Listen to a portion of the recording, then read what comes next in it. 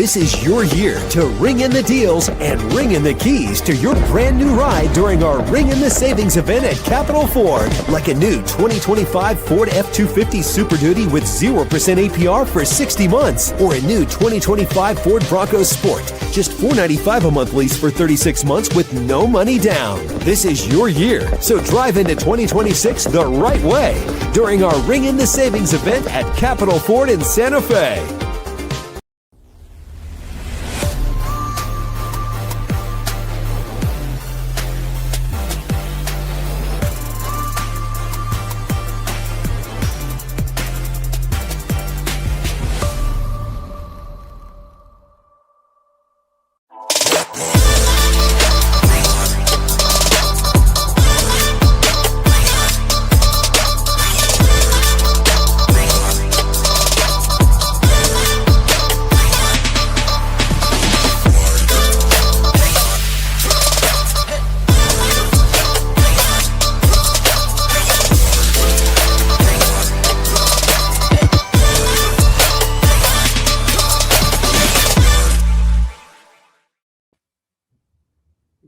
Now, one way to do that will be to jump.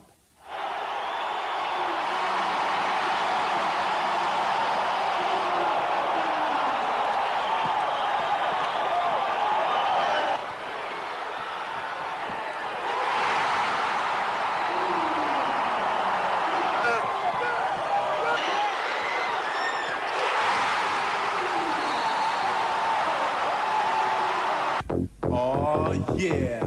We about to make you jump. Only for the hardcore. Strictly for the headstrong. Are you ready?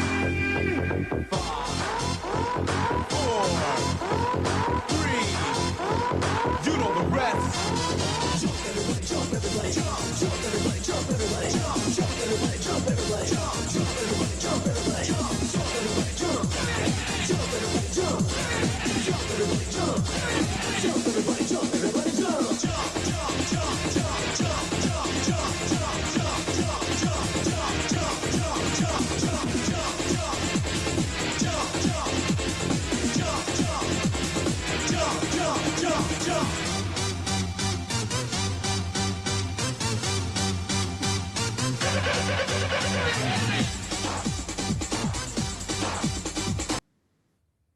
Good evening and welcome to the Pit Press Live. It's a return of the Lobo Legend series. I'm your host, Ed Nunez. Eric Moulton behind the scenes tonight. And our very special Lobo Legend guest is Kohari Jaxon. Kohari averaged 9.7 points per game, 6.4 rebounds per game in 89 games with UNM. Also a two-time All-WAC selection and an All-Mountain West selection his senior year. Kohari, welcome to the show, man. Thanks for having me, Ed. You know, Kohari, that had to give you some smiles. I saw you smiling when our producer, Eric Moulton, I don't know where in the heck he found that video, but your boys, Ike Williams, Steve Logan, Louis Lamar, the late Greg Brown, Notch Neves, Coach Dave Bliss on the court there, man. Tell us about some memories when you got – I saw you smiling, man, when you saw that video. What did you think? Yeah, definitely. That brought back some great memories. Our senior year, it looks like it was my senior year. We went, I think, 24-7 that year. We won a lot of close games. I remember that year. You know, a lot of games that could have went either way, but, you know, the great fans in New Mexico helped us get those W's at home and everything in the pit. So that was a time. Great memory. That was over 30 years ago, too. So that's fantastic. I bet you didn't forget going down that ramp and mile high and louder than it's still there. And Nice. you know, you're still a Lobo fan. You talked about the Lobo fan nation today, and we'll get into that more because you're right. New Mexico has some of the best fans in the nation, and it's been proven over and over by the attendance at the pit. But we'll talk about that a little bit later. You came out of Los Angeles, Kohari, recruited by Dave Bliss, and what was it that made you come to UNM? Well, to tell you the truth, New Mexico was in my top 3 back then. My top 3 was USC, Cal Berkeley, and New Mexico. And back then, back in 1989, way back in the golden days, I was a Prop 48. So you couldn't, in the Pac-10, you couldn't play your freshman year. But in the WAC, they'll accept you. You just have to sit out your freshman year. So I kind of canceled out USC and Cal Berkeley. I took a recruiting trip to New Mexico, and I went to a game. I think they were playing University of Georgia, and the crowd was just electric, man. I never seen anything like that. I've been to a lot of Laker games back in Los Angeles with Magic and them, but nothing was louder than the pit. And I was, 17 years old, coming on a plane in New Mexico. It was exciting in there. Everybody was nice to me. The coaches were nice. The team, I talked to the team, the locker room, the whole atmosphere, man. And that stuck with me. And I decided to sign with UNL. I'll tell you what, you had other choices too. And you coming here and at a time, the pit, I don't know when, even when Lobo Gate happened, they still sold them out when they had walk-ons. They play U.S. International back in the day and still have, and these were walk-ons. And it used to amaze me, like, man, the program suffered for a while after that happened, and Coach Colson rebuilt it, and then Coach Bliss came in. But your first season as a Lobo, the team was 20-10 and 10-6 at the WAC. You averaged 7.3 points per game, along with 3.9 rebounds. You played that year with Luke Longley in his last season, Rob Robbins, Willie Banks, Vladimir McCrary, the big guy, the lefty, is stronger than heck. Right. Your boy Ike Williams. Jimmy Taylor was also on the roster, and the only one I can remember who played for both New Mexico State and UNM. The season ended with the first-round NCAA loss to Oklahoma State. What do you remember about that game or about that season? To tell you the truth, I believe that was our best season, our best squad, talent-wise, because we had a mixture of, Luke and Rob on the team, and Coach Bliss recruited, me and Ike, so it was like two teams. And we used to, battle in practice all the time. It was a lot of elbows being thrown in practice. I remember one practice, I know these guys are going to like this. They split us up. They had all the Colson's players against Bliss players. Oh, man. Yes. Keep going. I'd have loved to see that. Keep going. Yeah, a lot of people didn't know that, man. We was all hyped and everything. It was like a playoff game in there, man. And Luke and them, they blew us out. They were talking garbage and everything. They was dunking on us, shooting threes, man. So they let us know, like, yo, this is not your turn yet. This is our turn. You guys are young, up and comers, and you got to wait your turn. And Luke and Rob and Willie had been recruited by Bliss. By Gary Colson. Banks might have been recruited by. No, Willie might have been recruited by Colson or Bliss. But Willie was with Colson. Yeah. Okay. I think we were the first recruits to come in under Bliss. Me, JJ Griego, Ike Williams, Andre McGee, Sammy Libator. It was about 5 or 6 of us. I think we were like the first round of the Bliss era. You played there with Luke Longley in his last season, and he went on to be a lottery pick of the Minnesota Timberwolves and a 3-time NBA champion, playing with Michael Jordan. And what did you learn playing with Luke? Now Luke came from Australia and was a Gary Colson recruit. And, my understanding was for American basketball, he didn't understand why Americans put such emphasis on pickup games. He didn't understand that. But what did you, the guy had skill, right? Mad skill. Definitely. What did you learn from him? I learned from Luke. He was a laid back guy, a legit 7'2" from Australia. You had to get him mad. Once you got him mad, he was the best player in the country. You couldn't stop him. I'm like, he had a jump shot, low post moves, hook shot, blocked all the shot. He was very athletic, very athletic. He just wasn't brought up with basketball. He was in Australia. He played because he was tall, but good guy. A little short story. When I played overseas, Australia was one of the countries.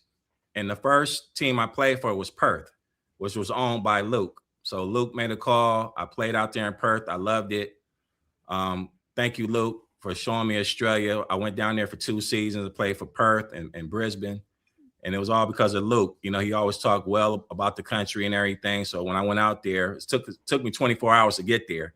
But once I was out there, the people were real friendly and nice and everything. And I always appreciated what Luke did for me back then when I was playing overseas. I remember when that was our UNM's first NCAA berth since 1977, I believe. And I remember Rob Robbins and Luke Longley were so happy they went up on the roof and celebrated. I remember that picture in the Tribune, beginning of the golden age of Lobo basketball after Lobo Gate, and that's true. Steve Singletary, one of our great listeners, it took a while, Kohari, to rebuild the program. It was, you heard the guys that Norm brought in, man. Norm brought in some dogs. Right. Their only job was to play ball and win. And every single one of those dudes would take your head off. They would. Right. Every single one of them. Yes, oh, yeah. I heard about man. So I think those are good comments. In 1991-92, the Lobos were 20-13 and 11-5 in the WAC, good for third place. Willie Banks averaged 13.7 points per game. Steve Logan, the great junior college player, averaged 12.5 points per game.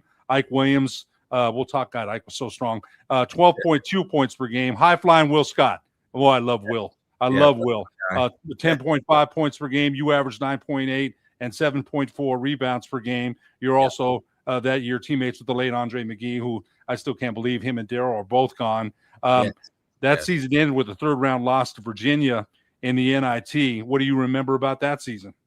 That season, we played well. We only had two seniors. It was Vladimir and Willie. So we were all coming back, for my senior year and everything. But we played hard during the second half of the season, I believe. So we didn't win enough games. If we would have won that last game against UTEP, I believe, we would have came in first in the conference and would have had a chance to go back to the NCAA tournament. So we had a meeting, and Coach Bliss walked in the office. Is like, "Do you guys want to play in the NIT?" And it was up to Vladimir and Willie, because they were our captains, our senior captains. They said, "Yeah, let's keep on playing, man. You always want to play games. You never want to turn down any free basketball games." So we went out there. We played hard. We came up a game short of going to the Final Four for the NIT. So hopefully this year's Lobos will finish the job for us in this year's NIT Final Four. I remember that loss to Virginia. It was a close game. It was a close game. Close. Yes. Steve Logan, that guy was, there was some controversy with him later. They said he didn't have a GPA. They said that. I don't know. That was false. There was a lot of false stuff. He could play, man. Steve Logan could play. Talk a little bit about, you and I talked a little bit about Ike Williams, who's still in Dallas. He's went back there, but Ike was a big guard. Imagine the damage Ike could do today, both of you. I could drive, I could shoot, I could muscle you up, man. Talk a little bit about him. Yeah, Ike's my brother, man. I've been knowing him.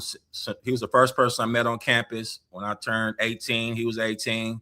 We're still cool to this day and everything. He's in Dallas. He has a book that's coming out. I told you, Ed, I was going to reach out to him so he can do another interview and stuff. But Ike's my guy, man. He was a great basketball player, man. He was like our senior year, like that last 20 games, he was probably the best player in the country. I mean, he was killing it, man. He carried us to the tournament. I think he got MVP of the conference tournament that year. I mean, he was a guy. He was a dog, like you said, and everything. Can do everything: dribble, dunk, rebound, play defense, get steals, the whole nine. Strong, very strong. One of the strongest guards I ever naturally strong. He never even lift weights. He was just really strong. No. I think I remember asking him one time, "Hey, do you lift?" No, man, I don't lift no weights. Yeah, I've never seen him lift weights, man. But he'll toss anybody on the court anytime. And would come through yanking, man, in the lane, traffic dunks. We're at a maximum when he's here. Yeah. He dunked on Sean Bradley when we played BYU in BYU. I remember that.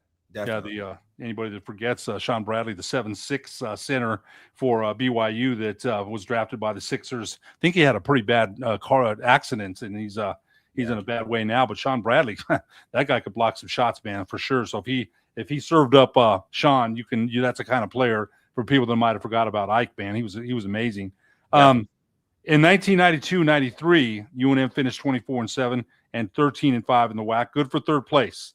Ike Williams led the way with 15.9 points per game. Steve Logan averaged 14.5. You came in at 11.5 points per game and 7.4 rebounds. The late Greg Brown averaged 9.6 points per game. Team won the WAC tournament championship and lost the first round NCAA game to George Washington and the chili cheese fries game. And, Kohari, there was an article in the Jeff Grammer wrote about that.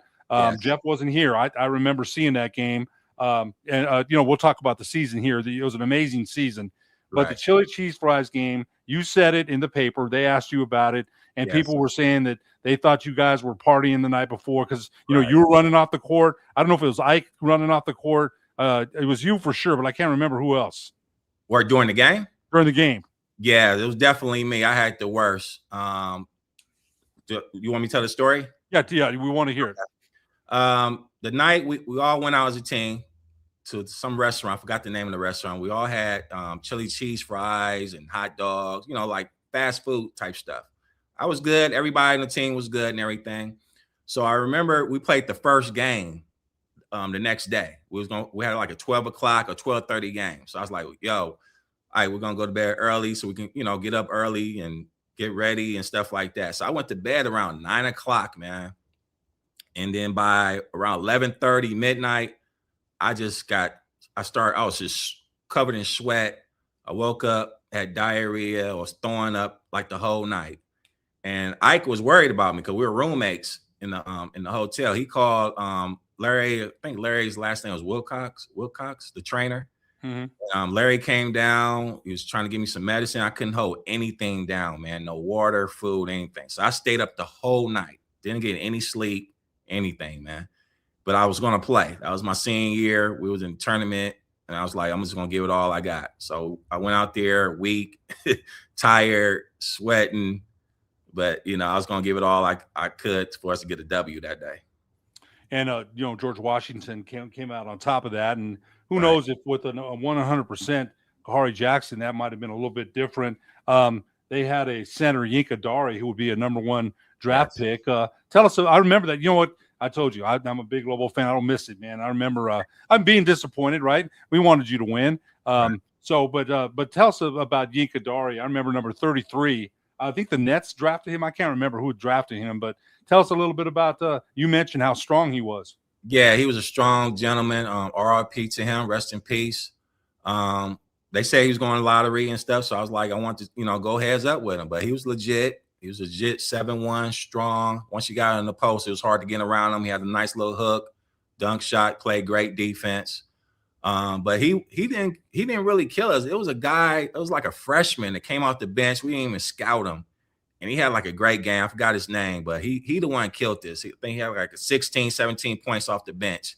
He was like a freshman or sophomore, man. So kudos to him and everything. But, all due respect, George Washington was a great team. They definitely was not a 12 seed back then. We were 5th seed. They were definitely higher than a 12 seed.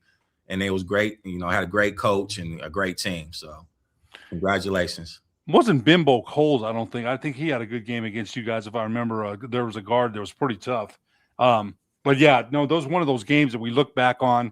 And, anytime the Lobos make the NCAA tournament, hey, Khari, you already know how it is around here. The Lobos are, and it's funny. I had a lunch with Coach Eck today. I think I told you, Right. along with some other people, and super good guy. He's bringing Lobo football, back to heights, man, that we haven't seen here for a while. But I had to remind him, and I don't mean this in a bad way, Lobo basketball has always been the king around here, and you know that. And Yes. It's not a knock on football. Hopefully he's going to bring the program, but you were here when Lobo you've seen it on TV, and we'll talk about that in a minute. But yeah, that was and I want to talk about you didn't want to talk about this last year about the late Greg Brown because you wanted to take time, Right. And now the Naismith Player of the Year, all WAC selection, won a championship at Albuquerque High. And I told you every time I used to see him, Ed Nunez. What's up, Ed Nunez? Yeah. And so, you know what? Everybody misses the heck out of that guy around here, man. In fact, I'll tell George Scott when I see him, I'm like, George, I can't believe he's not, or Daryl, Greg's not here. Daryl's not here. Kelvin's not here. But you played with Greg, and he was amazing player. Tell us your memories of him. Well, Greg, when I first met him, I was a freshman at UNM playing at Johnson Gym, and Greg Brown was at Albuquerque High. So he used to come in there and we used to play pickup games. And I remember just seeing this guy. I didn't know who he was. He was this little short dude. He was on the side. He was just making all these shots. He over there practicing by himself with his handles, just hitting all these shots. So nobody would pick him, So I was like, yo, let me get that little guy over there because I needed a guard. and he went out there. He killed everybody on the UNM team. I'm like, he destroyed everybody, all the guards, Duro included, Andre, Donnie, whoever was in front of him. Greg was just killing them. And we got cool after that. You know, he used to come over to me and Ike's house in the dorms and hang out with us when he was in high school and everything. So we got cool and everything before he even signed with University of New Mexico. So Greg was like a little brother to me. You know, even before he passed, he was out here in Atlanta, like I was telling you, a month out.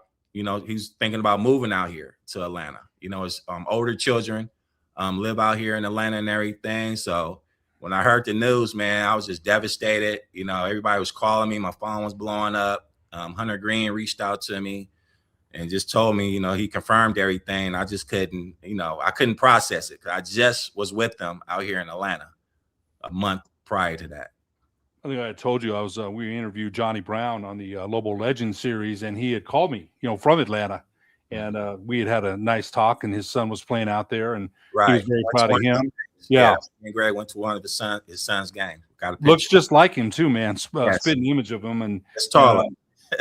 George Scott still says this. You know, George Scott said, pound for pound, he's the best Lobo he ever saw, and that's huge. Without news. a doubt. Yeah. Without a doubt. Yeah. It's not even close. And the thing people don't, if you don't know Greg Brown, he was the most humble person, man. I used to always brag to him, to my friends, like, dude, you know you're in the Hall of Fame, like the real basketball Hall of Fame in Boston. And, you know, he'd be like, he just shrug it off and everything, man. He had so many accolades and awards, but he was just the most humble person, would do anything for you, always had me laughing.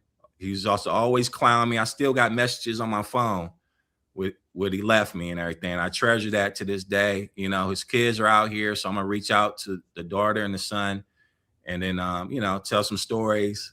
You know, how I met their father and stuff like that. But it's definitely, you know, we're gonna miss him, but we'll never forget him. Put it that way. You know what? He used to kill those Reed brothers from BYU, destroy them, and he did it. He would tell me, man. He would. He told me one time you guys went down to Utah, and Coach Bliss had everything ready, and that Coach Majerus had scouted everything that you did. They couldn't even. I don't know if you were on that team or not. Coach, yeah, Majerus was a real good coach. Yeah, and Coach Bliss knew his X's and O's. It's not as if Coach Bliss wasn't a good X and O coach. Right. But so when Greg, he's another one. You put a quarter in Greg, he'd tell you stories for hours, man. Yes, and, definitely. Oh man, I always enjoyed some of the stories he had, and a competitor. Gosh, man. Yes. Then he started lifting weights, and then he'd drive that shoulder in. Yeah, very strong, very man. crafty. I told him he reminded me like a Trae Young, very skilled, you know, can score, get you 30 points and 10 assists with no problems.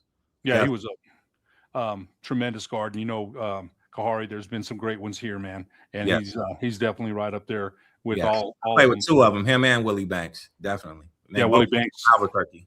Yep. Yeah, but Willie Banks is another amazing player. You want to, he was a member of the team here and is in New Zealand now coaching basketball out there. So I spoke to him. Yeah, I speak to him. I played in Australia, so he's right there in New Zealand when I was out there. So we spoke and everything. Yes. We got to get him on, man. We've been trying to get him on. We just haven't. I'll reach out to him. I try to get him on also. Definitely. Yeah, I know Chill Will. You know, Chill. That's what they call him. Yeah. Great guy. Great guy. Yes, you know, Kohari, Coach Bliss was your coach, and you know, there's and I called you today, and I told you we're going to ask you about Coach Bliss because there's many people, you know, that didn't like Coach Bliss. You know, and some did.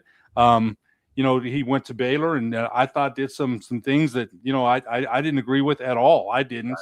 Right. But when he played, you could be a very hard coach, man. I remember Greg telling me about that. Greg told me a lot about Coach Bliss, and Greg had deep opinions about a lot of basketball genius, right?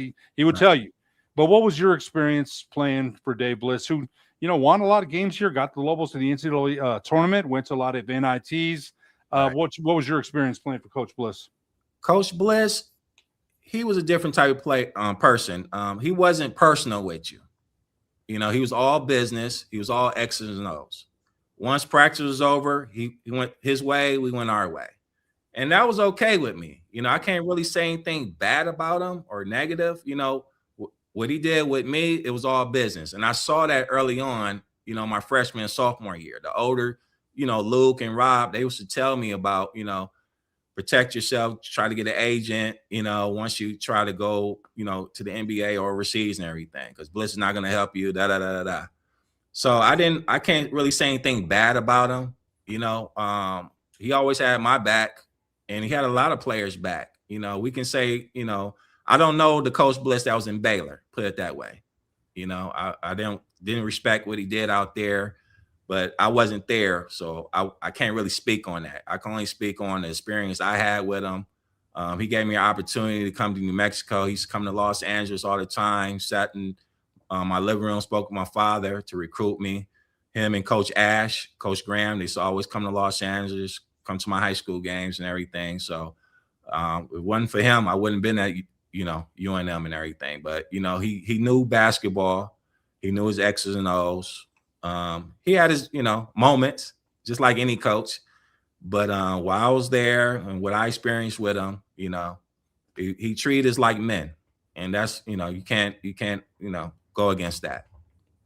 You know what, Kohari, fair enough, man. There's been different opinions. We've had a lot of Lobos on here.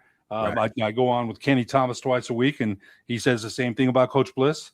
Right. He's got the same opinion you did. And there's some other dudes. Rob Robbins, is not a fan at all. Yeah, don't ask Rob. Don't ask Rob, because Rob will open up and he's not shy about it. And hey, he's got his opinion, and I respect that. You played professionally in Venezuela for a number of years. Tell us about that. Yeah, that was one of the okay, let's back up. So after the tournament, we lost to George Washington. I had signed with an agent. So my agent called me like in April and said, I got a job for you. I played in this league called the USBL. I remember that. Yeah, I did. So I went to go play in that first before I even went overseas. And I got Rookie of the Year, and I made first team on the USBL league. So once I did that, I had a lot of offers and everything. I didn't have any offers for the NBA. I did try out 2 years in the NBA, 1 year for the Detroit Pistons and 1 year for the Golden State Warriors. Didn't make it. They didn't offer me guaranteed money. So I went overseas. And the first country I went to was Turkey. I played in Turkey my first year coming out of New Mexico. Played there for 6 months, and I went down to Venezuela the same year for like 2 to 3 months. And that first time I went down to Venezuela, Ike played with me. Ike Williams came down. Right. We played together again down there in Caracas, Venezuela for a month. And then Ike had to go back to the States, emergency popped up or whatnot. But that was a great experience, man. I traveled the world. The main country I played in was France. I played in France for 4 years. Played with a player named David Booth. I don't know if you remember him. He played football. Yeah. I do. A friend of mine. And we won the championship in 97, 98, Pro B France, the French championship. Marvin McBarrows, he was over there in France. Love Marv. Love him. Yeah, Marv was on my team in France. Spoke fluent French. Marv helped me out a lot in France. He schooled me. And I felt comfortable because I already knew Marvin from New Mexico and everything. And Vladimir McCrary, he lives in France right now. I'm his daughter's godfather. V runs Paris, France. They love him out there. I'm definitely going to tell him to give you a call also so you can come. Love to get him on. Love to get him on, man. He will definitely do this. He likes looking at himself. That brother was yoked, man. He was left. He was a good ball player. He's in shape. He's still in shape. He still thinks he could beat everybody and everything. He's still funny. That's my brother right there too. Definitely. You got to love that. Kohari, we talked about this earlier today. What is your opinion of the NIL and how college athletics has changed so much since you were here? I mean, everyone's getting paid now. Right. What's your opinion of it? I think it's fantastic for the players, man. They should have been did this. I wish they was doing this when I was playing. We generate so much money. And back in my day, you couldn't even get a free slice of pizza. And now I like to see these players, they're getting 7 figures, man, but they earned it. The schools are making hundreds and hundreds of millions, and it was about time they got a piece of the pie, without a doubt. I kind of wonder, can they sustain it? Can they keep this going? But you're right. I mean, these coaches made astronomical. The NCAA had made billions off of image and likeness, billions off of players. So I think you're right about that. We got a couple more questions and we'll let you go. But, You know, you've been in Atlanta for a number of years. You told me kind of what you've been up to. Tell everybody, all Lobo fans, Lobo Nation out there, what you've been up to. Yeah. So I did my 10 years playing basketball overseas, came back to Atlanta, started flipping houses, real estate and everything. Did some promoted some concerts or whatnot, hip hop concert, R&B concerts. So right now I'm driving, working at a limo company, but I partner up with another ex-Lobo, George Pardrell. He's a hedge fund manager. So we're hooking up and we're partnering up, and we was talking about doing something for the university, because I was sick and tired of all this talent leaving the Lobos, going somewhere else, because they, other schools can pay more money and whatnot. And all the coaches that you guys had great coaches, great players, but they going where the money at. I'm like, why we can't do this for New Mexico? So this is another reason I want to come on your platform to reach out to all the hedge fund managers that are based in New Mexico. Call me, get at me. Let's put something together, strategize a partnership, and put New Mexico on the top tiers with the Dukes and the North Carolinas. We can do that. We got the best fans in the world, not the country, the world. The Pit, they talk about the Pit overseas. When I played overseas, they were talking about, you played in the famous Pit. They remembered the championship game when Jim Valvano was there. 1983. Right. So why can't we be on that level? We got to put our heads together and get this NIL money up so we can compete with the top teams, so we can keep all the talent and talented coaches at New Mexico. Kohari, tell everybody, I got one more question for you after that, and we'll wrap it up. Tell everybody where they can get at you to do this. Yeah, definitely. You can reach me. You got my email is jaxonkohari@gmail.com. You can send me an email on that, and then we can go from there. They can reach out to you, Ed. You got my number and everything. Right. They're serious. Vet them for me, and then I'll call them and make sure they're serious. But we're serious. Matter of fact, we had a meeting with the old AD. He had left to Houston. What was his name? Eddie Nunez. Eddie. Yes. Eddie. Yeah. We already had a meeting with him, and then he left because we was putting something together. So I would love to meet the new AD to see if we can put something together. Somebody can make that happen for me. I appreciate it.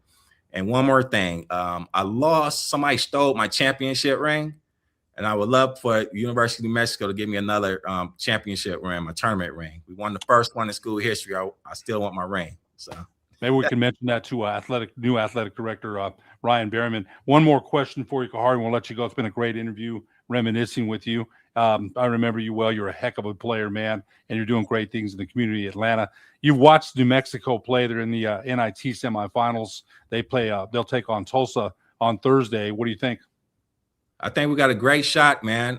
That freshman kid Hall, man, he can shoot the ball, man. He's a killer. He's a dog. They got some good rebounding. Just got to play defense. Play defense, rebound, hit your threes. It should be an easy W. Let's go, Lobo. I think the other thing was giving Eric Olin another week to prepare. That guy will have a good game plan, I think, defensively. Definitely. He's a great coach. Yes, definitely. Thinks analytics and metrics on another level. He really does. Yes. And I think he's done a great job here. You mentioned that today. Kohari Jaxon, one more question. We'll let you go. Your favorite Pit memory, man. What's your favorite? And there's a lot of them. Every night you ran down that ramp. Favorite Pit memory? Oh, man, that's a great question, man. I just love the crowd, man. Like, that's the ultimate high. You got back when I played, we had 18,100, and I would never get that experience again. And only a certain amount of, people can experience that. So the fans was the greatest. The people in Albuquerque were nice. I haven't been out there in over 30 years, but I'm definitely going to come out there. Like I said, we're trying to do some business out there for anybody that's serious, who wants to take New Mexico to the next level. Get at me. But I'm definitely coming back out there. My boy Frank got his restaurant, Frank Willis, Lobo legend. Love Frank. Great guy. Yep. I think he just opened up a restaurant at the airport, so you guys go check him out at the airport. But I'm definitely, it's the fans, man. That's the best memory, man. Everybody came to the games, having fun. And, of course, we're getting a W at the end. There's some memories will never leave you. Never. There's no way you could ever forget that. Khari Jaxon, Lobo legend. Men's basketball player from 1990 to 1993. we sure appreciate you being our guest tonight on the Pit Press. Thanks for having me, Ed. Yeah, for sure. We'll be back. Eric Moulton will be back after these messages on the Pit Press Live. Thank you.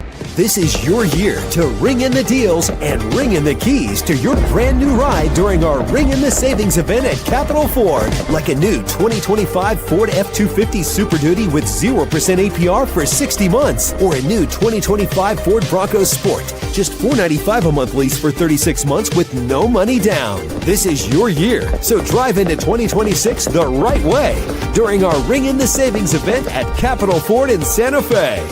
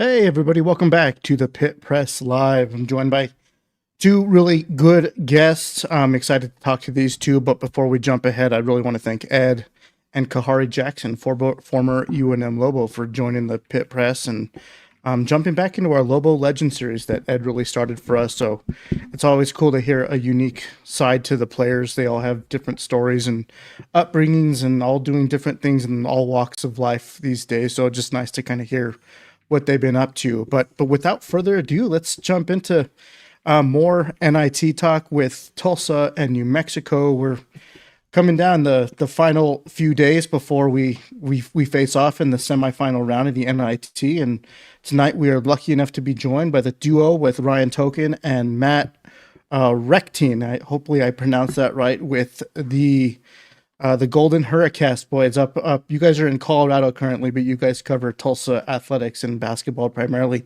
Welcome to the Pit Press, guys. How you doing? Ryan, I'll start with you. I think Ryan might be having some audio issues. I think he was saying he can't hear, but I can go ahead and start. Gotcha. Yeah. How are you doing, Matt? Welcome to the Pit Press, man. Thank you. Nailed the last name. Impressive. I feel like a lot of people will say like Reshtin or Reshtine. So, appreciate that. So we're both based in Colorado now, but we both went to University of Tulsa, covered the team for, we've been doing it 8 years now. And this is definitely the most exciting basketball season that we've had since we've been doing it. There's a lot of bad basketball from when we started, but now we get some April basketball, so pretty excited. It looks like we got Ryan back. Ryan, you got your audio working.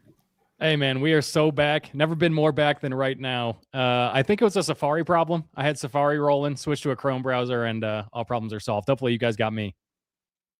Yeah, well, welcome to the Pit Press. Matt complimented me on pronouncing his last name right, and trust me, I never get that right on this show, but you gave me a quick little teaser before that, man. But how are you doing?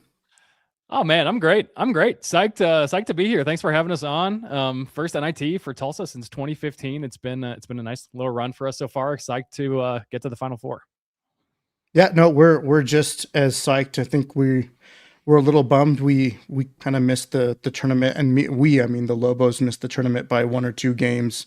Have had a really successful season, but we're one of 3 programs in the country that had a complete 100% roster and coaching staff turnover. So it's pretty remarkable what this team has accomplished in just year 1 Olin inherited this team and had about 3 months to assemble a roster, coaching staff, put together a schedule, and rolled out. And here we are in the Final Four of the NIT. So it's been, I think we share the sentiment with that. It's been an exciting run this season, and glad you guys were able to talk, come and join us tonight and talk kind of the matchup.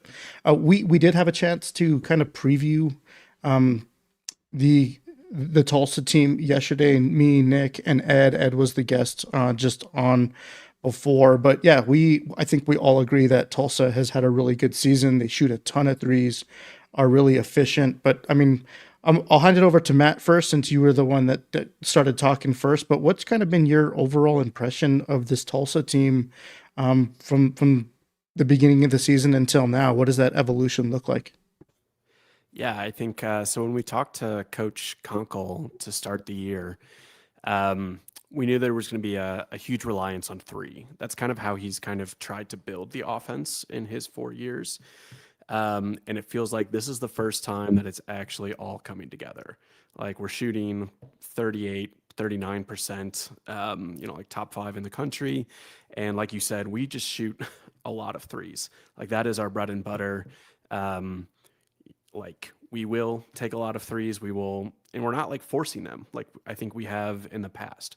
We've kind of got the right guys who know when and where to take their shots, and they're just incredibly efficient at them.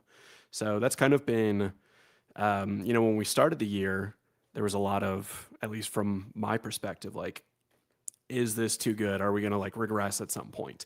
And we didn't really see that. We kind of just started hot and kept shooting hot. And so obviously, on a game by game basis, a cold game can kind of tank our offense a little bit.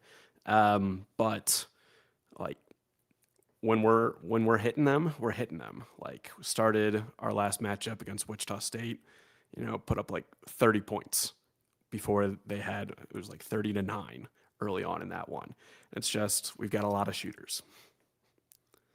Ryan, I'm going to hand it over to you now. We did talk about kind of some of the personnel, and one of those most reliable shooters looks to be like Barnstable, but I think Riley is also another key piece into that. He kind of is the engine that makes this team go. But then you also look at a guy like David Green, who's been one of the more efficient, kind of more elusive, tough guy to match up with one-on-one. But what's kind of been your impression of this season? And who are the guys that kind of stirs the Tulsa's drink? Yeah, I think the conversation's got to start with David Green. He's the first team all-conference guy for Tulsa, the only one. We got 2 guys on the second team in Miles Barnstable and Tylen Riley. But David Green, he's been the difference maker. Like, Miles, I think, has had the most big-time shots and big-time moments in the season this season. That dude, like, I'm sure we'll get to him at some point. Like, he can slam it. He gets way up there. I'm talking about Miles Barnstable at this point. He's extremely athletic, and is an incredible shooter as well. The thing about DG and the thing about the team in general is we've had the same starting lineup for every single game of the season in the regular season. And that is one of like very, very few teams that's been the case for. Usually there's some mix of like people playing around with lineups early in the year where they're trying to figure it out, and injuries, right? Like, people just get hurt. And for the vast majority of this year, that was not the case. We had the same starting 5 all year long. Conference tournament comes around. We play Wichita State in the semis. David Green goes down right before the first half ends. And so we lose that game, I think in a large part because he wasn't playing. And so he also missed the first 2 games of the NIT. So he's back now. He played against Wichita in the quarterfinals last week and looked pretty good, So it's awesome to have him back. He makes such a massive difference to how this offense plays. Like Matt mentioned it, we shoot a ton of threes. 46% of our field goal attempts come from the 3-point line, which is very high nationally. And a big reason for that is because we have so many guys that can shoot the 3 well, like several guys over 38%, a couple guys over 40. And when that's the case, the defenders are usually running around chasing our 3-point shooters, like they're all on the outside, and we spread you out intentionally like that. The problem is when we don't have David Green, who's 6'7" and like 230, he's a big dude who can also shoot. He takes advantage of that space better than anybody else on the team. When the middle of the court is open, he's the one that can get there, pump fake it on a 3, get his guy in the air, get to the middle, get to the lane, and he's a great finisher at the rim. So when he's in the game, he is such a difference maker in that aspect. Yes, he can shoot the 3-ball well, but because everyone else can also shoot it well, he takes advantage of getting into the lane and making something happen in there. So not having him, there's kind of a gap there in the middle. Like guys can get in there and drive fine, but none of them are quite as good at it as DG at certain points in the season. So it is great to have him back.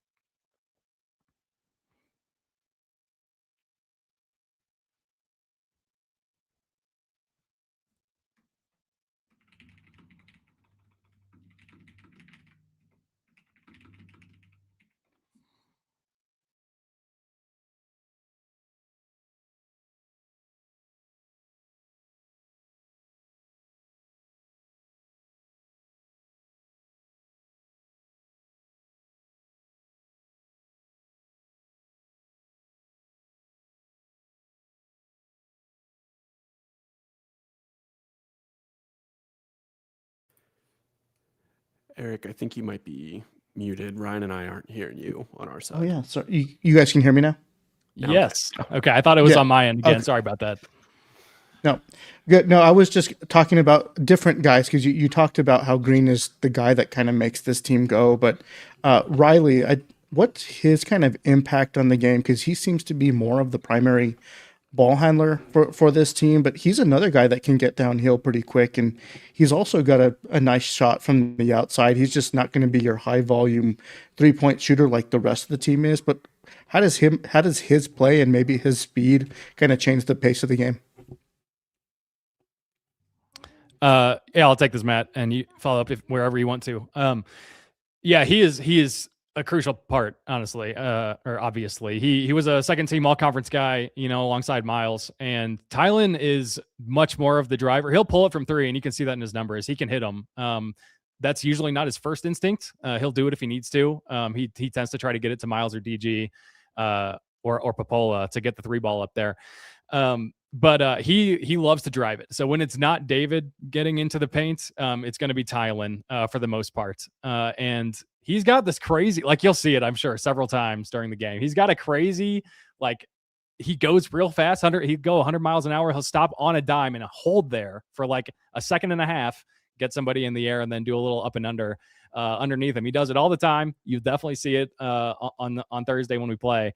But he's shifty, man. He's like a snake in there. He winds his way into the lane, finds his way to the rim, gets fouled a lot, hits an extremely high percentage of his foul shots. He's really good. Love watching him play. He's got a lot of dog in him. Like you can see it in his eyes. He's a serious competitor out there. Gets a little fiery, but he keeps the emotions high on the team, and I think he plays a major role in that. Yeah, super interesting, because what you kind of described is very similar to what we are used to seeing in like Dayton Albury, the point guard for UNM. Very shifty, very fast downhill, athletic. He has like these crazy Euro steps through the lane, can stop on the dime, can kind of pull up from the mid-range. Crazy athletic, kind of almost acrobatic finisher around the rim, but he does draw a lot of fouls and he does get to the line a lot. But he's kind of been like more of the defensive catalyst for UNM. He's kind of like the pointy tip of the spear, right? He's the one that's kind of like the ball hawk. He's going to be guarding the point guard, kind of just being more of the disruptor. Talking about the defensive side for Tulsa, I mean, we didn't get too much into depth on what that looks like for the Golden Hurricanes, but I mean, how does this defense look?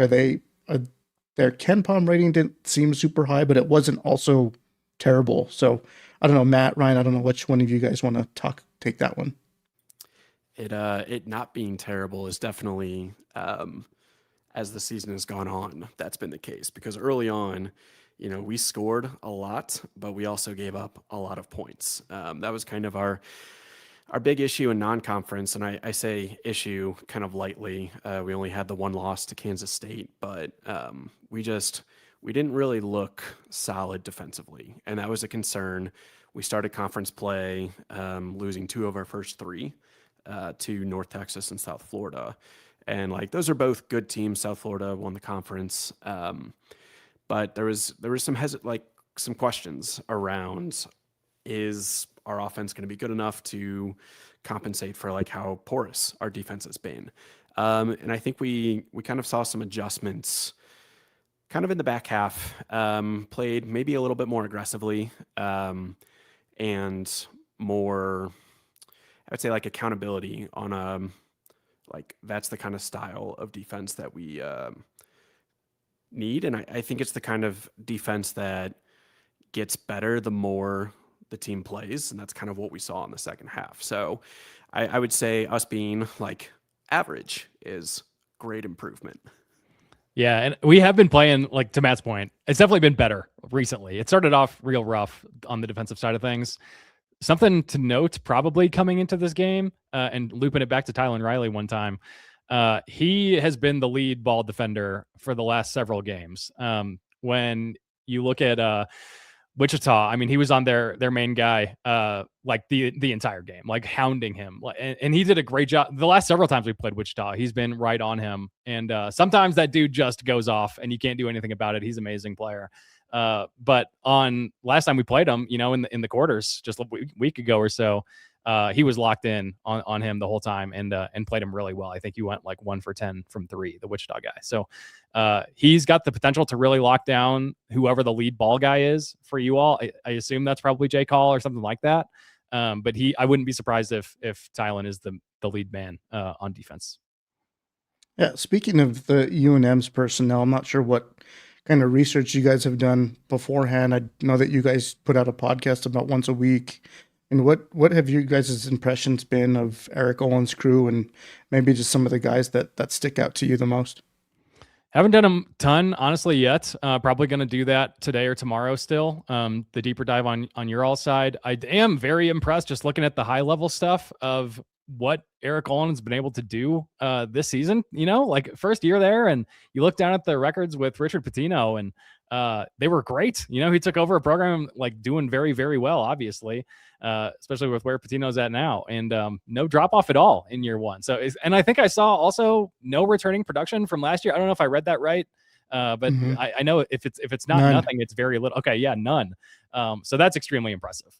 You know, like Tulsa didn't have much, but it wasn't zero. So that's something to be said. And the other thing that rings top of mind right now, at least looking at New Mexico, is both of our Erics were mentioned for the Boston College opening a couple weeks ago. And I was interested in that because I heard you say up front that Eric Olin is very metrics based, like super heavy in the analytics.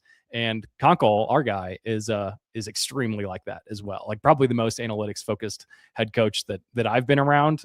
Matt would probably agree, I assume, but he's there all the time. He's on KenPom, he's on Bart Torvik, he's on Evan Mia, he's everywhere, and goes super in depth on all that stuff. Yeah, I think you kind of have to be in these days with all the data available at your fingertips. I mean, it's got to tell a story somewhere. So anywhere that you can kind of find an advantage, especially in the margins to improve or how you attack a certain player, there's tendencies things that you can identify. But Matt, not sure if you've had a chance to kind of do some research on New Mexico or just kind of glanced at maybe their KenPom or even their resume over the season. But what stands out to you? Oh, I mean, some of the wins that, you know, you guys have managed to hit this year. You look at the VCU one early on, Grand Canyon and conference play. San Diego State was I mean, there's just a lot of peppered, like, you know, call them tier 1, tier 2, quad 1, quad 2, whatever you want to do. Like, that's the one thing that I think Tulsa lacked is like we didn't have like on our really big games, we just did not perform, and it like that does not seem to necessarily be like the same problem. Like, yeah, there are games that I'm sure would like to beat Utah State on one of those close ones, but like the resume incredibly impressive. Look at the D1 experience, like bottom third of the country in terms of like you guys have a lot of freshmen that are playing consistently. Like you've got Tomislav. Tomislav Bullion. Yeah, Uriah. Like that is just, I feel like a lot of production, which I'm sure is super exciting for like the future. But that's you know, I think that's really cool to see a new coach with not only an entire like 100% turnover, but bringing in young guys who are immediately contributing. Yeah, man. I think at this point it's about retaining those young guys and keeping the continuity together. But yeah, I could get this stat wrong, but I think they were one of 3 teams in the country that had 3 true freshmen, scoring in double figures on the same team. So yeah, you kind of hit the nail on the head with not only are they playing a ton of minutes, but they're also scoring a bunch and contributing to just the overall bottom line. And yeah, Jake Hall was been a really big surprise to a lot of people.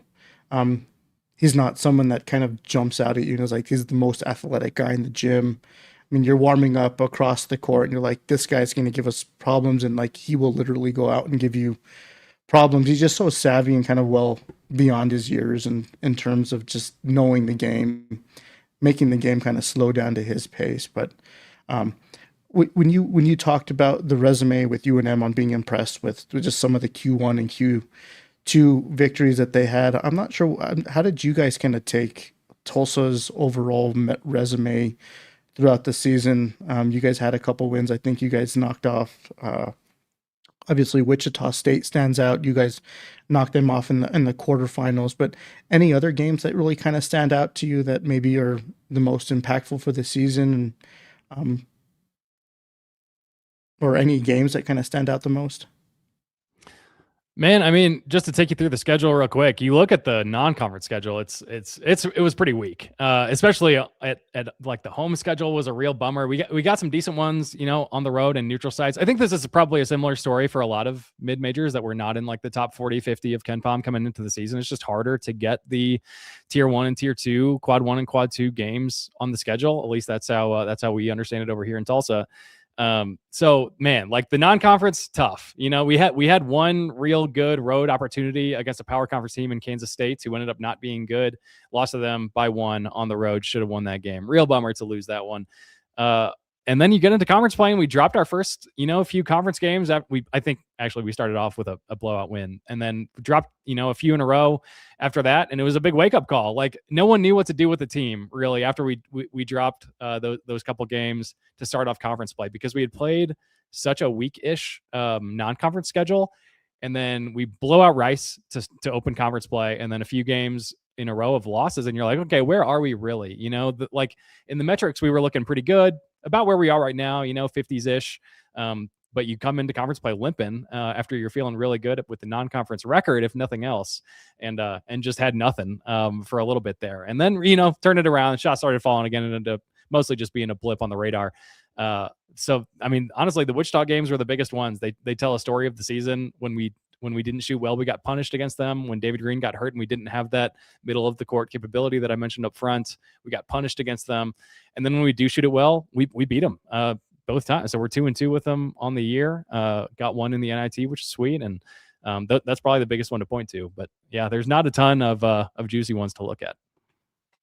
Can you talk about just in-conference play with the AAC? I think from a national perspective, a lot of people kind of align the Mountain West with the AAC in terms of overall competitiveness. I would say they're pretty similar in how strong the conferences are. Obviously, I think the gap between like the Power Fours and the Power Fives of the G6 is definitely widening, and you can start to see that play out with the Sweet 16 having all SEC, Big 12, Big 10, ACC schools and no mid-majors in the mix whatsoever. But I mean, how has the AAC been this year? What has your guys' impression been? Is it getting more competitive? Is it kind of remaining even kill, or has it been a drop-off over the last couple seasons? I think it's kind of like yes to all of that.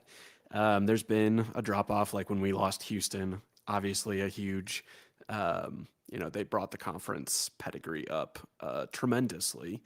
On top of that, like UCF was in the tournament this year, Cincinnati. So those 3, losing them in basketball was rough. And then the teams that we kind of brought in from Conference USA, some are good, some are bad. You have FAU, was really good coming into it.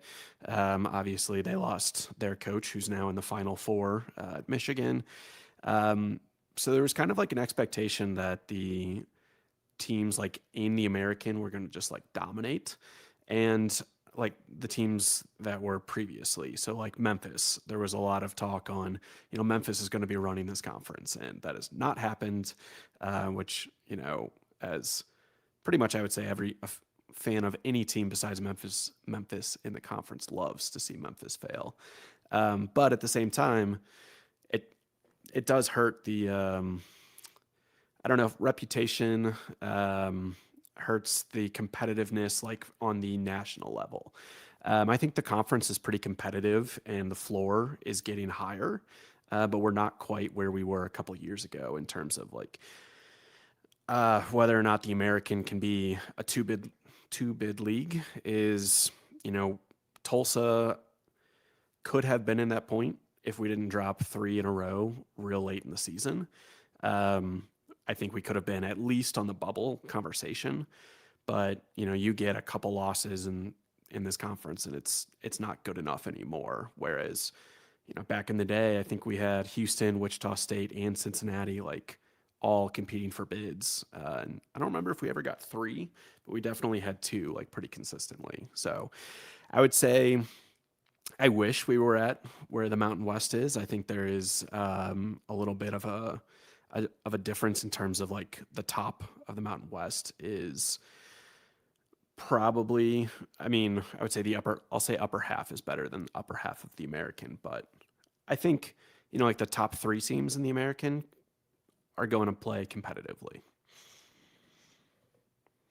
Yeah, and we're seeing a big change next year too, right? The Mountain West is getting blown up, and half those teams, like the teams you just talked about, the upper echelon of the Mountain West in terms of sports and basketball particularly, all going to the Pac-12, and UNM is remaining behind in the Mountain West with Nevada, UNLV,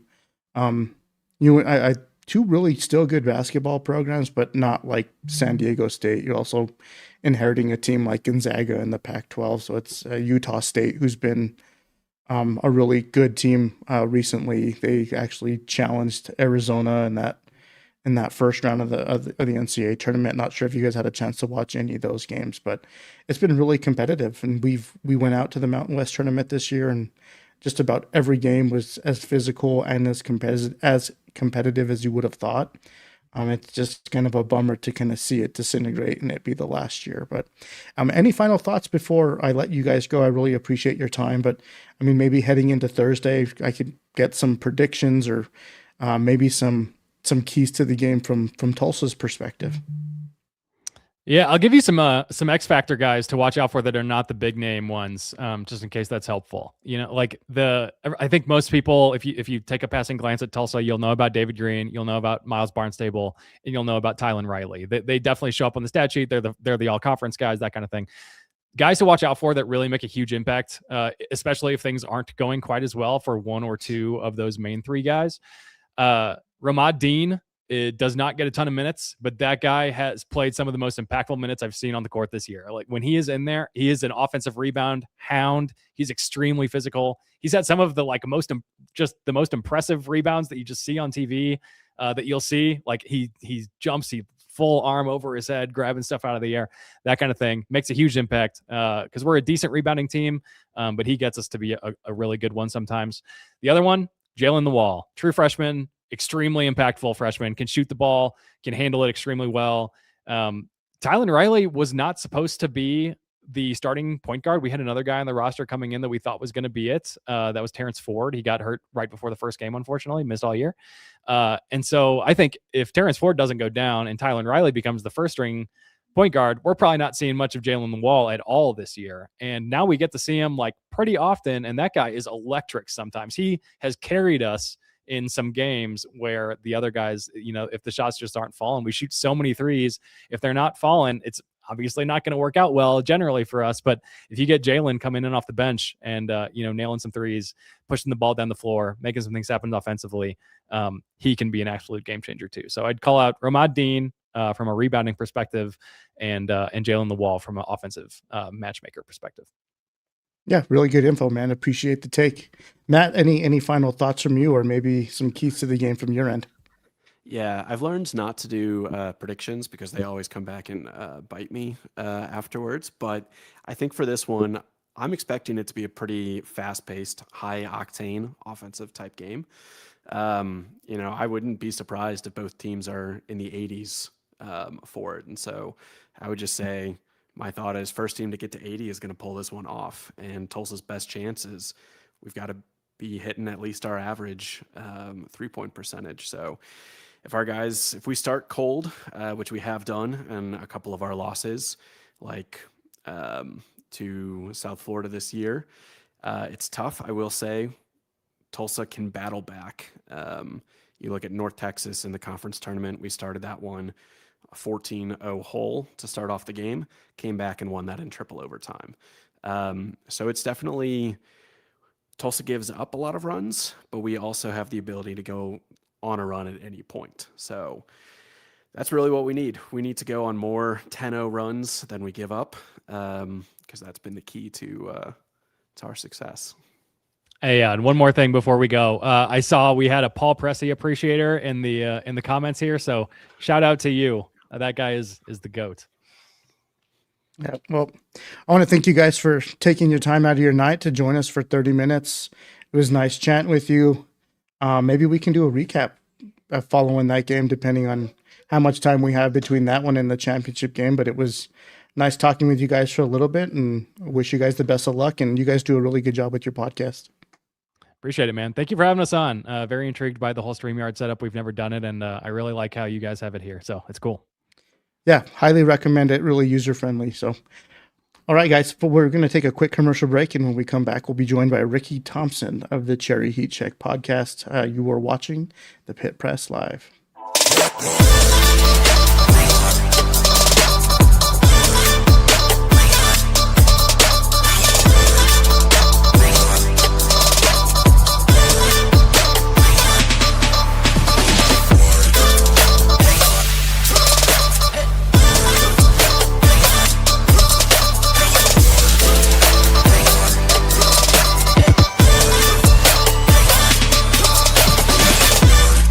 This is your year to ring in the deals and ring in the keys to your brand new ride during our Ring in the Savings event at Capital Ford. Like a new 2025 Ford F-250 Super Duty with 0% APR for 60 months, or a new 2025 Ford Bronco Sport. Just $495 a month lease for 36 months with no money down. This is your year, so drive into 2026 the right way during our Ring in the Savings event at Capital Ford in Santa Fe.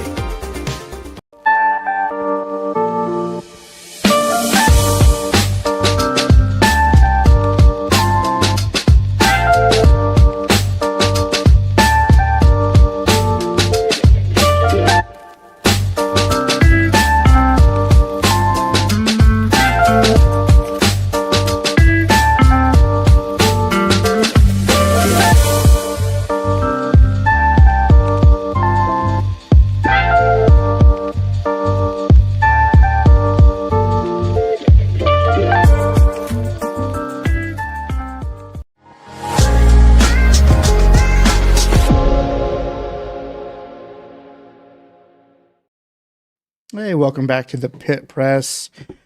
Rick, what's up, man? Welcome back. How you been? I think you're on mute, buddy.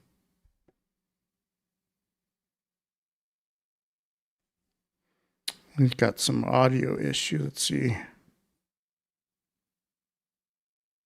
You can't unmute yourself? Why don't you try to exit and then come back on, and I'll just go to another quick commercial break. Sorry about that, guys. We'll be right back. This is your year to ring in the deals and ring in the keys to your brand new ride during our Ring in the Savings event at Capital Ford. Like a new 2025 Ford F-250 Super Duty with 0% APR for 60 months, or a new 2025 Ford Bronco Sport. Just $495 a month lease for 36 months with no money down. This is your year, so drive into 2026 the right way during our Ring in the Savings event at Capital Ford in Santa Fe. The Albuquerque Pit is no place to snap a streak in which you've lost 3 of 5 and your top 25 status, but nevertheless, the Horned Frogs of Texas Christian University had to do just that Monday. Said TCU coach Billy Tubbs, what we really need right now is Texas Lutheran or someone like that. Well, with the NAIA Bulldogs getting ready for Tuesday's game at Houston Baptist University, TCU had to go ahead with the scheduled game at New Mexico. Big Monday action, and some big Monday action Billy Tubbs would see from Clayton Shields of the University of New Mexico for 3. Then Shields, the follow-up jam. Now more Shields from outside. 3. It's good. Clayton Shields for 3. Clayton Shields for 3. Going to be still in the first half here. Clayton Shields for 3. 5 of 6 from three-point range in the first half. Billy Tubbs wondering where in the world is Texas Lutheran. Second half, different half, same old Clayton Shields story. His 6th three-pointer. Can we have his 7th three-pointer, please? We can. Now more Shields, the great catch and finish on the lob. More of the...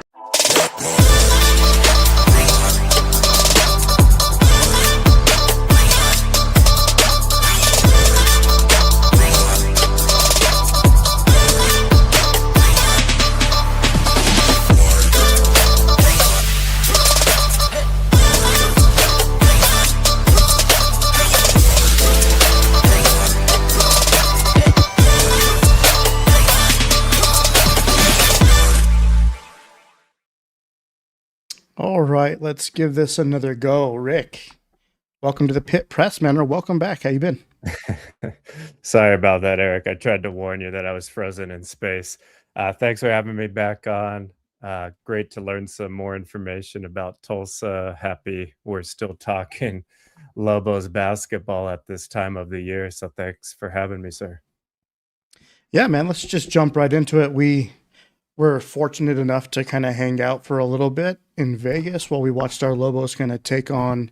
We hung out for I think the San Jose State game for a little bit, but what was your impression of, I guess, just the tournament, how the Lobos fared? Obviously, they kind of ran into a really tough matchup with San Diego State, but I mean, coming into year one under Olin's crew, and I mean, how would you feel like this last aura of the Mountain West kind of shook out for the Lobos? Yeah, I was happy that I could be there to see that tournament, this final iteration of the Mountain West. Obviously not finishing the way that, Lobo fans would want it to, but I think if we look at where they were going just into that tournament, really one game out of the regular season, championship, but losing to Utah State ultimately, but I don't think I would have predicted them. I had them 4th in the conference in my preseason rankings. I think it's interesting to see what Coach Eric Olin got out of these players when we were looking at the roster early in the year. There was so many question marks, right? And not a lot of knowns. And now we can see that he can do a lot with a little. And I think for teams in these mid-major ranks, like the Tulsa and teams in that conference, Mountain West going forward, you have to be able to find freshmen that can play right away, because these older guys are going to the larger schools. And if you want to be competitive, is using these younger players, and Olin's showing, obviously he's able to do that. So great to see that it looks like by all accounts, he'll be returning by what they were saying in the presser today. Jay Call used the term, building towards next year. So there's still a lot of time. The portal's not even officially open yet. But I'm happy with the way it's turned out, Eric, because you and Nick and Ed did a great job explaining it last night. They had their chances down the stretch, that being the Lobos, losses to Colorado State, Nevada, and others. But overall, happy with Coach Olin. He's still coaching hard. So I don't know about you, but I'm happy with where they're at.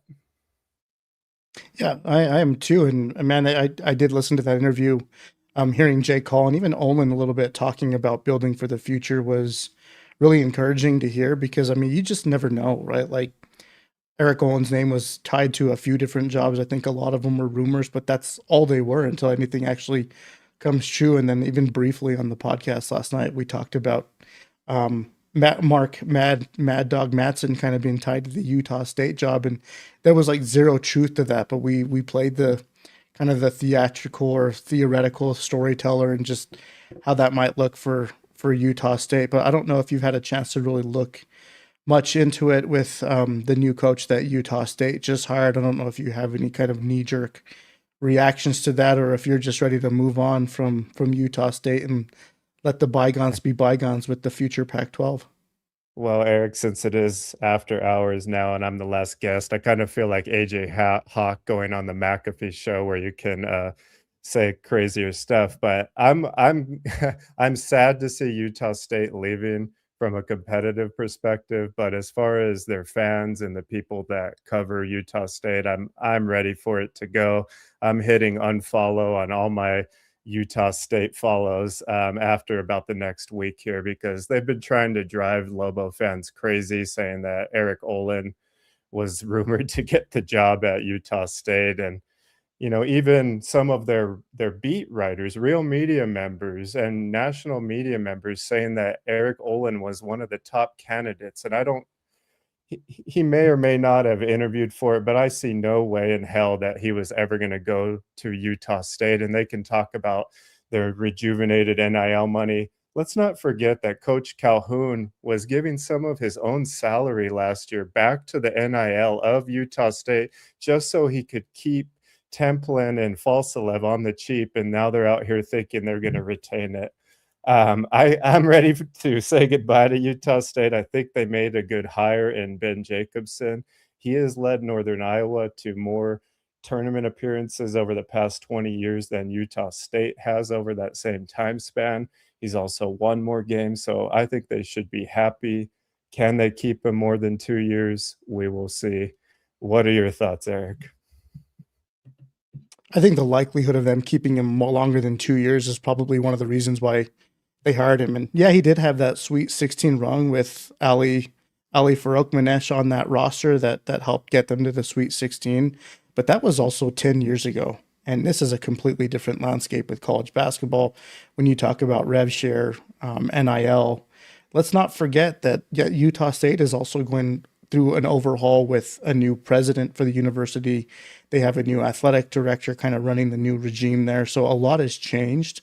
Them moving to the Pac-12, I have my own separate thoughts on that too, with just kind of a dirty business practice and how all of that kind of came together. But this isn't an episode geared or aimed at attacking Utah State. But a lot of the Twitter folks out there are also kind of talking about Utah State potentially being like a 2 or 3 seed in the tournament and them giving Arizona the best game out of anyone they faced. I'm like, that is blown away too far out of context, and they deserved where they needed to be, and they just unfortunately got a bad draw. But that's kind of what comes along with being in kind of an undervalued Mountain West, a one bid league, and that's kind of where the chips fell. But I think it's silly to even consider that they would be like a 2 or 3 seed in this tournament. Yeah, they were good, but were they that good? No, I think the upper echelon of college basketball, especially like in the Sweet 16, there are some behemoths out there, man. And it's just the disparity, the haves and the have-nots, the gap there is just completely widening, and it's widening faster than ever. One thing to follow up that I want to ask you is, are you surprised at all about these top name players from San Diego State? We've seen rumors of BJ Davis, Miles Bird, others, and then today some of the Boise State players, their names start to trickle out. Drew Fielder, among others. Are you surprised that some of these top, Mountain West teams are losing guys before they make this move to the Pac, or is it just all business as usual? No, I'm not surprised at all. I mean, after what UNM has gone through over the last couple of seasons, obviously losing Toppin for what was reported to be over $4 million to Texas Tech, and then Donovan Dent going to UCLA for $3 million. Like, it's just funny money at this point.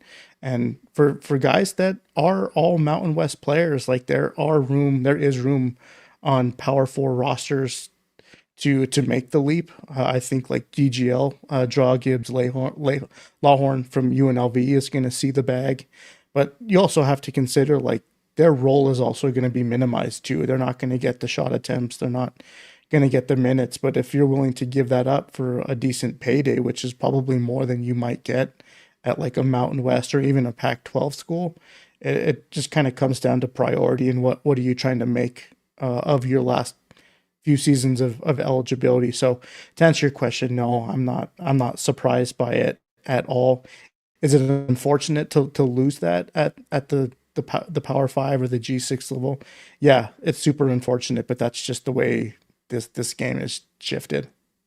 I think it does give mid majors the opportunity, though, to pounce on some of these players that are down transfers coming from the bigger schools, that they have to come down and prove themselves for a year. It's a year rental, but they want to jump back out, like Dre Gibbs, Lawhorn, Fielder, among others. So I think it's a game they have to play with these guys and hope that some of these guys that are down transferring hit, but then just know that they may only be there a year if they play well. So interesting to watch. Yeah, it's going to be an ever evolving, like rotating door, I think, in most places. But the coaches that are going to excel, I feel like, are the ones that are utilizing the analytics, the statistics that are available, redeveloping the roster structure. I think more of these programs have like dedicated on salary general managers that are in charge of not only like piecing together a schedule, but also like recruiting and travel and roster construction, balancing a budget. I think the number that got thrown out there is, if you want to make the Sweet 16, like you have to come in with a minimum of $10 million in an NIL budget. And like right now, I think UNM might be right around the $3, $4, maybe $5 million marks. And so they're not even halfway there. So it's really hard to fathom, like, how did these mid majors even keep pace with something like that? It's just, it's hard to imagine. But let's get into more Tulsa, man. I know that you released a podcast earlier today on the Cherry Heat podcast. I didn't get a chance to listen to it yet, but I mean, just in a nutshell, what's kind of been your impression of what you've been able to study and watch with this Tulsa crew? Right. I've been learning a lot from watching you guys the past couple of nights too. But I think like the Tulsa guys were just mentioning, your last guest, they do have a big three that really propels the offense. That all their starters are, true starters, but they do have some depth off the bench. That Jalen Law guard, I did watch his game against Wichita State. He is a shooter as well. Very confident freshman. So I think for me, the bench for New Mexico has always been a question throughout the year, and if they're able to get consistent production. And now with Chol, moved to the bench for Tenet, you almost have, questionable production on the bench every game for New Mexico. So for me, it's, can they get enough scoring, or are they going to be relying on one or two guys like they kind of have been? Whereas I feel like midway through the season, it was a much more balanced attack for UNM, where there would be four guys in double digits. Now it's kind of uneven, it seems. But I really like what Tenet has added to that starting lineup. His two-man game with Jake Hall has been a lot of fun to watch, and how they play off each other. So I think, Nick was mentioning last night he could see this game as a blowout. I could see it the same way, because I just don't know if Tulsa has played in, a game like this besides at Kansas State. They did lose to Northern Iowa, that new coach of Utah State, earlier in the year, where Tulsa only scored 60 points in that game. So they are capable of going cold for three. And it seems like for New Mexico in some of these games, they just kind of have to wait it out, right? Like the first half is close, and then we're kind of just waiting for the other team to start missing some threes so New Mexico can catch up or take control of the game. So it's going to be, it seems like two different types of tempo, but what are some of the keys that you've pulled out so far? And do you think how can New Mexico slow down that attack? We talked about it yesterday, and I think one of the bigger storylines with this Tulsa team is their ability to shoot the three, and that's kind of been the thorn in UNM's side for a better part of their season, and how they defend the perimeter.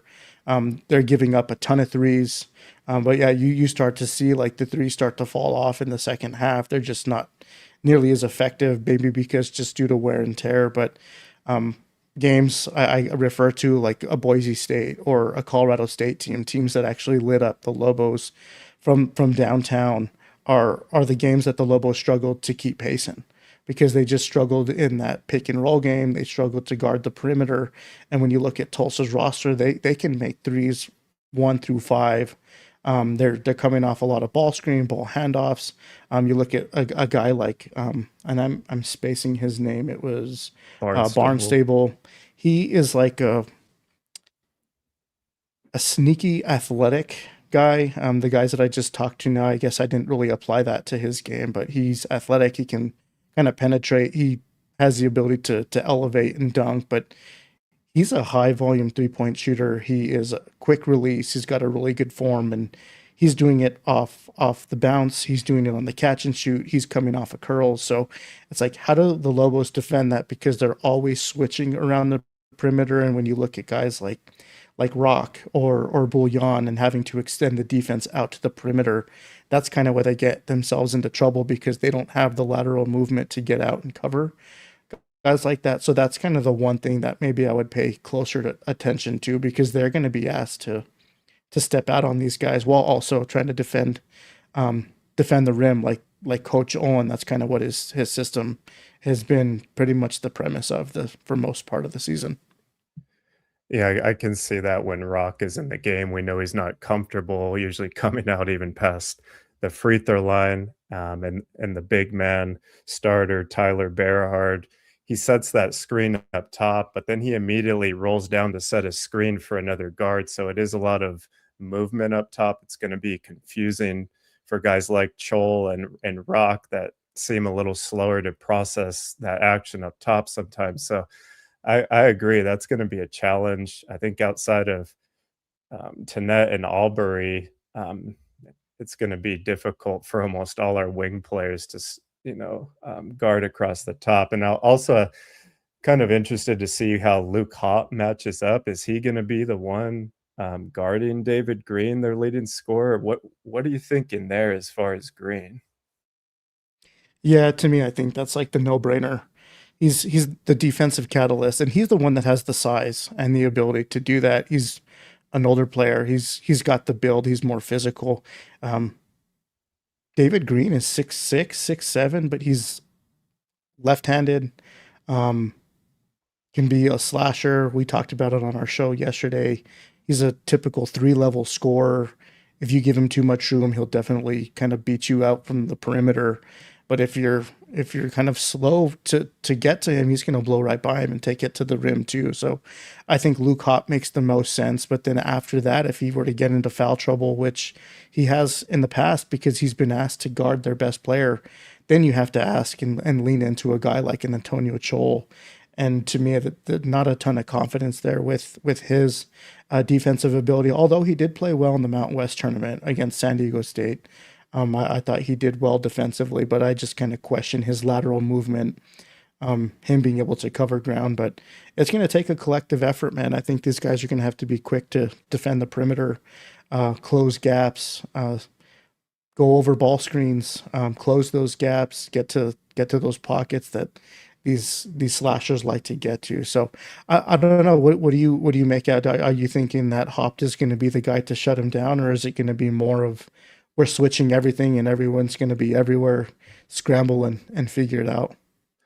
It's tough because like Hopt, Green is 23 years old. Looks like he could be selling us car insurance, but he's going to be down there banging. He has 63 made threes, Eric, on the season, right? So you have to respect that pump fake like you guys were speaking about earlier.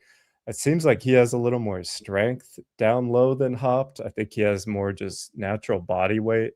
And he can fly. So I kind of see that as a mismatch. I don't like Hopt guarding someone that's a little bit bigger and stronger. I know he's capable because he's done it against the likes of Boise and San Diego State, amongst others. But I feel like this is a unique player that we haven't really played someone like Green to my memory this season. So it'll be an interesting matchup. But like you were saying, they have to guard the Lobos on the other end. And their defense is not as strong as their offense, No. right? I expect Albury, like Ed was saying last night, to be much more back at full speed.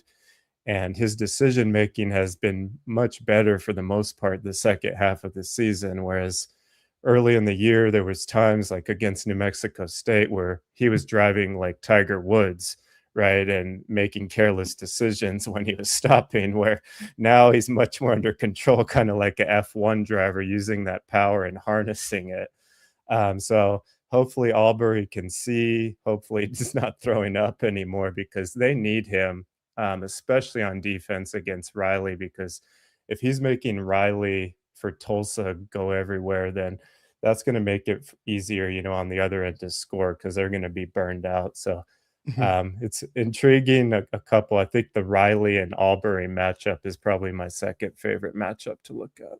Yeah, I totally agree with you, man. I think it's going to be high octane, two really quick, elusive guards that like to get downhill. It's going to be good basketball to watch. But you talked a little bit about like UNM's maybe offensive identity and how what they try to implement here, and just what we've been able to find from like Tulsa's breakdown, and even the guys we just talked to, they just don't have much of like an interior presence from a defensive standpoint.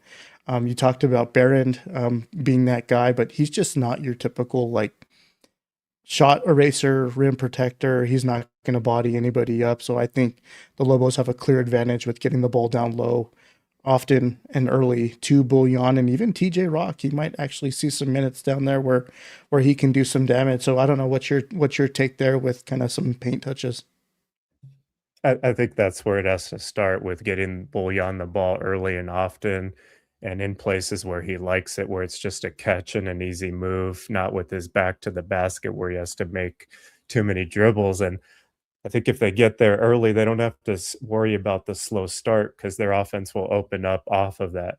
And Albury is great at getting guys on his back and just going all the way to the hoop, along with Tannette. And we've seen Tannette's decision-making evolve as he's started more games. And when he hits that paint, he knows where he's going, usually not a turnover. So I think them getting to the paint is where it has to start. If they rely just on threes, then I think it's going to be a close game, like we saw that first half of St. Joseph's before they were able to open it up. But I agree with you, Rock. Bullion should have the advantage against Barron down low. He is, I think, 24 years old as well, so maybe one of the only guys as old as Bullion. Pretty cool story. I think he has a child or two as well. So there'll be two old guys playing down there, but I think Bullion, the far superior player, and should own it. He's been dominating. Yeah, well, I don't mean to cut this episode short or mean to kick you off, but we've been going for an hour and a half now, and I think we might even get another show in here. I think Nick and Eddie were even talking about it. So if we do something either Wednesday night to kind of preview the show, we'll get you back on. But we've kind of beat the dead horse through and through tonight. But any final thoughts before we sign off? And I don't know if you have a prediction, or if you don't feel comfortable making a prediction, or if we want to go over under or something like that. But any final thoughts from you, Rick? No, thanks for having me on. Sorry for going mute there at the start, but I think it's like a 3.5 or 4.5 point spread. I do like New Mexico to win, but I could see it going the other way as well. Just if Tulsa gets hot and it's not New Mexico's night offensively, we can see the Lobos get stagnant.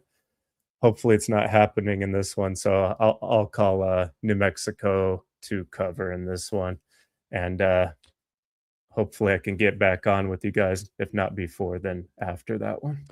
I think that's what the plan is. We'll just have to figure out a day and time to do so. But do you want to go to one of our comments real quick, because I do want to shout you out, Rick, from John Romero, Pit Press Watchers. So anyone watching, listening, I recommend you consider tuning into Rich Thompson's Cherry Heat Check podcast.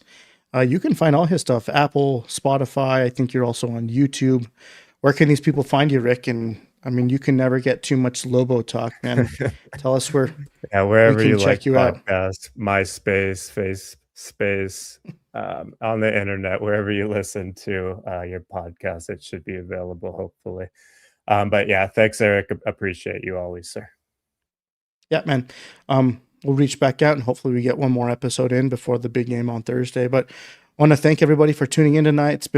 It's been fun chatting with you guys for over an hour and a half. I want to thank Ed. for getting his Lobo Legend series on. We're going to try to do more of that. We're also going to try to do more on the women's Lobo basketball side and hopefully get Coach Eck and someone from the football side. They just kicked off spring practice this week. So appreciate for everyone tuning in. Well, you guys, everyone have a nice night, and we'll talk to you soon.